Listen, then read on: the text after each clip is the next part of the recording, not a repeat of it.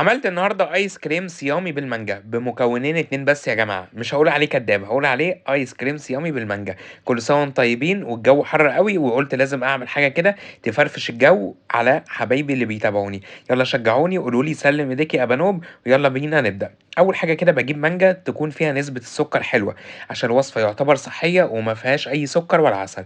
بابدأ كده بالسكينة أعمل لها فتحة في النُص، وبعد كده بالمعلقة أبدأ أشيل اللحم بتاع المانجا. شايفين يا جماعة بتتشال بكل سهولة، عشان في ناس تقول لك طب أعمل إزاي المانجا، أصل المانجا ما تطلعش. لأ بُصّي، أنتم ما عندكوش أي حِجة، يالّا قوموا اعملوا بقى إيه ليكم شوية آيس كريم حلوين ولولادكم وكمان إيه لجوازكم.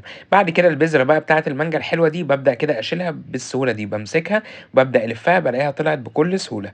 بعد كده برضه بالمعلقة أكمّل. بافكّركم النهارده على صدى البلد 2 افتحوا القناة الساعة 19:00 هتلاقوا بقى أنا طالع هتلاقوني يعني أنا طالع على التلفزيون وحلقة جميلة يا رب تعجبكم، هاستناكم تتفرجوا عليَّ.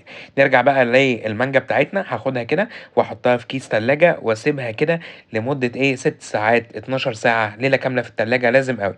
ده أنا سِبتها ليلة كاملة. بعد ما سِبتها ليلة كاملة أنا طبعًا عملت كمية مانجا تانية أكتر يعني. خدتها وحطيتها بقى فين، في الكبة بتاعتِك.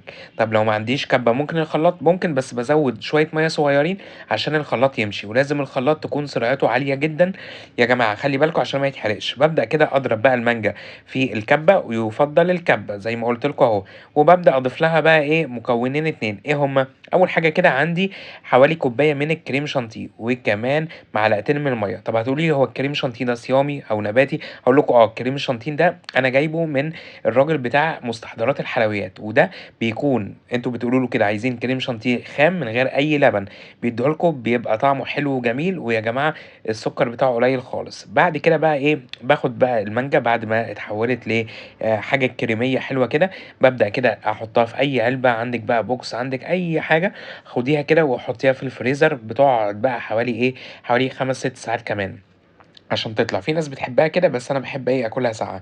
كان عندي بقى صوص كده إيه، صوص التوت الحلو الجميل الأحمر ده، حطيت كده شوية. لو عندِك بقى صوص مانجا، صوص فراولة، صوص أي صوص بقى ممكن نحط اللي أنتم عاوزينه، ممكن نحط كمان قطع مانجا، تمام، ده النوع بتاع الإيه، الصوص. بعد كده حطيتها بقى في الفريزر قعدت حوالي 6 ساعات. بعد كده بقى بالمعلقة بتاعتِك لو ما عندكيش بتاعة الآيس كريم، بابدأ كده إيه، أعمل بقى شكل البولة. بُصّوا يا جماعة بتتعمل بُصّوا بطريقة سهلة جدًا، عشان في ناس تقول لك طب أصل أنا ما عنديش بتاعة الآيس كريم، فأنا مش هاعمل الآيس كريم في البيت. لأ ما عندكيش حِجة. طب أسألكم بقى سؤال، أنا حطيت كام معلقة مَيّة فوق الآيس كريم؟ لو فاكرين اكتبوا لي، أنا إيه قُلت لكم وسط الفيديو. عملت بقى البولتين الحلوين دول وحطيت كمان صوص التوت الجميل، وبعد كده بقى يالّا بقى بينا ناكل أحلى آيس كريم. لو الفيديو عجبكم اعملوا له شير لكل حبايبكم، واستنوا وصفات تانية، باحبكم جدًا.